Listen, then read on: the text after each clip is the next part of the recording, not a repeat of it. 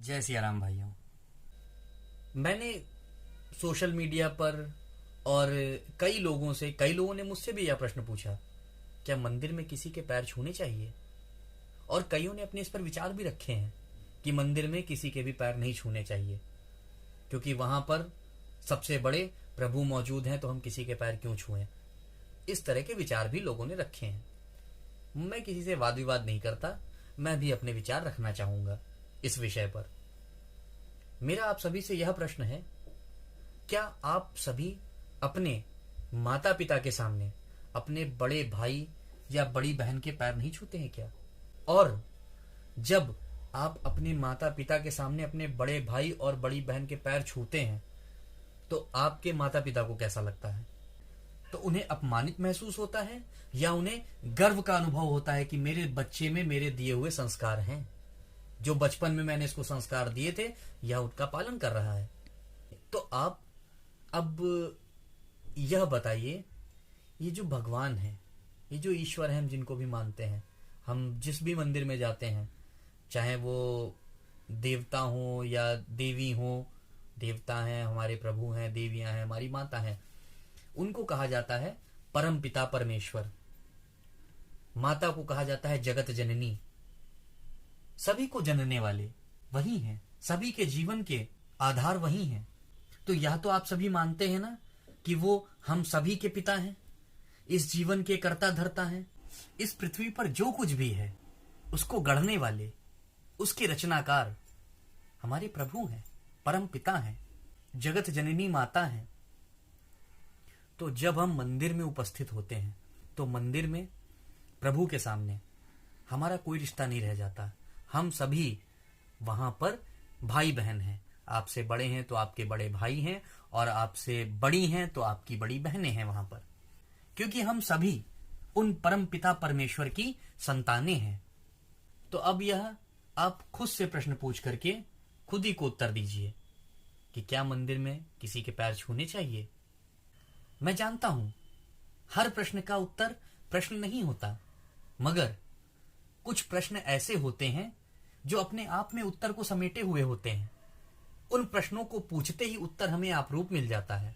तो मंदिर में आप जब जाते हैं तो सबसे पहले मंदिर में घुसते ही आप भगवान की चौखट पर सर रखिए, उनको प्रणाम कीजिए।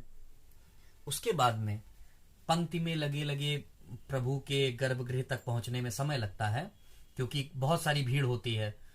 रास्ते में अगर आपको कोई मिल जाते हैं जो आपसे बड़े हैं, जिनका आप सम्मान करते हैं, पैर छूते हैं, तो उनके पैर छूने में कोई बुराई नहीं है, क्योंकि वहां पर कोई भी रिश्ता नहीं, मैंने आपको बताया, वो आपके बड़े भाई या बड़ी बहन है। अब आप खुद ही सोच लीजिए, अगर मान लीजिए आपके पिताजी आपसे 200 मीटर दूर, 100 मीटर दूर आपके पिताजी खड़े हुए हैं, और आपने दूर से ही उनको देखते सबसे पहले उनको इस तरह से प्रणाम किया, नतमस्तक हुए आप उनको, और आपके पिताजी ने भी दूर से देखकर खुश होकर आपको आशीर्वाद भी दिया, और आपके यहाँ जो 100 मीटर पहले आपके बड़े भाई खड़े हुए थे उनके आपने पैर छू लिए, और आप फिर अपने पिताजी के पास में जाते हैं, फिर उनको प्रणाम करते हैं, फिर उनसे कुशल क्षेम पूछते हैं, फिर उनके साथ समय बिताते हैं। पिताजी को बड़ा अच्छा लगेगा, वे बड़ा गर्व महसूस करेंगे, अपने दिए हुए संस्कारों पर उन्हें बड़ा गर्व होगा, और अपने पुत्र पर जो उन संस्कारों का पालन कर रहा है उस पर भी वे बड़े प्रसन्न होंगे।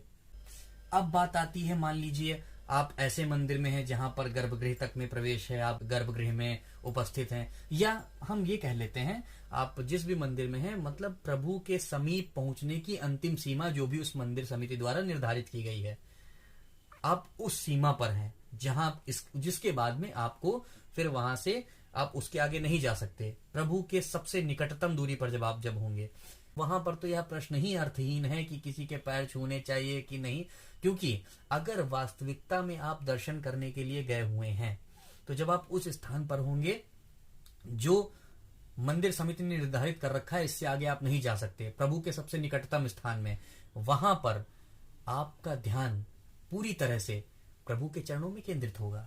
आपको कोई मंत्र आते होंगे या आरती आती होगी, आप उसका मन में अपने जाप कर रहे होंगे, प्रभु के सामने नतमस्तक हो रहे होंगे, वहां पर आपका ध्यान ही किसी और पर नहीं जाएगा। अगर आप वास्तविक रूप से दर्शन करने गए हुए हैं, कहीं नहीं जा सकता, आपका सारा मन प्रभु के चरणों में समर्पित होगा। तो गर्भगृह के पास में या प्रभु के सबसे मंदिर में निकटतम सीमा पर जब हम पहुंच जाते हैं जिससे आगे नहीं जा सकते, वहां पर किसी के पैर छूने चाहिए कि नहीं छूने चाहिए, वहां पर तो यह प्रश्न ही अर्थहीन है। बल्कि मैं ये कहता हूं कि उस जगह पर, उस स्थान पर अगर आप वास्तविक रूप से प्रभु के दर्शन करने के लिए गए हुए हैं तो उस समय आपके मन में परम पिता ही बसे होने चाहिए। उनको ही देखकर उनकी ही छवि अपने हृदय में आप धारण कीजिए। एक बात मैं और कहना चाहूंगा, मंदिर परिसर में 2 सीसीटीवी लगे होते हैं। एक तो मंदिर समिति द्वारा लगाया गया सीसीटीवी और दूसरा आप प्रभु की नजर में है। मैंने देखा है कई लोग मंदिर में होते हुए भी गलत भाषा का प्रयोग करते हैं, मंदिर में भी छल कपट की बातें कर रहे होते हैं। कई लोग तो उनके व्यवहार भी मंदिर में गलत होते हैं। आप सोच रहे हैं कि उसको कोई नहीं देख रहा, लेकिन आप इस बात को ध्यान रखिए, जब आप प्रभु के दरबार में हो, परमपिता परमेश्वर जगत जननी माता के दरबार में हो, उस समय थोड़ा आप ये छल कपट का व्यवहार, अभद्र भाषा, इन सब के प्रयोग से बचें। क्योंकि आप मंदिर समिति द्वारा लगाए गए सीसीटीवी से तो बच सकते हैं, लेकिन जो प्रभु की नजरें हैं, सीसीटीवी रूपी नजरें, आप उनसे नहीं बच सकते। दूसरे वाले परम पिता के सीसीटीवी से आप नहीं बच सकते। अगर आप वहां पर गलत व्यवहार कर रहे हैं, गलत भाषा का प्रयोग कर रहे हैं, तो आप इस बात को ध्यान रखें।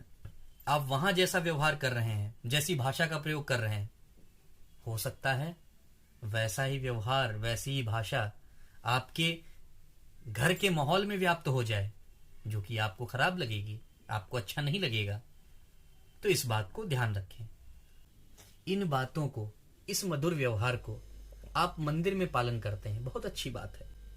लेकिन अगर इन्हीं बातों को आप अपने जीवन में भी ढाल लेते हैं, आप हर जगह इस बात पर ध्यान देते हैं, आप हर जगह यही सोचते हैं कि ईश्वर हमें देख रहा है, हम ईश्वर के कैमरे की नजर में हैं, तब तो आपका जीवन ही सुधर जाएगा। आप जहां भी जाएंगे, जिससे भी मिलेंगे, आपका व्यवहार बहुत मधुर और बहुत प्रेममयी होगा। आपसे जो कोई भी मिलेगा उसे आपसे मिलकर प्रसन्नता होगी, आपके आपसी संबंधों में, रिश्तों में प्रेम बढ़ेगा। अगर आपके व्यवहार से और आपके कर्मों से किसी व्यक्ति को जरा सा भी सुख प्राप्त होता है, तो इससे बड़ा कर्म और क्या होगा। हरि व्यापक सर्वत्र समाना, प्रेम ते प्रगट हो ही मैं जाना। देश काल दिस विदिशि हूँ माही, कहाँ हूँ सो कहाँ, जहां प्रभु नाही। जय सिया राम।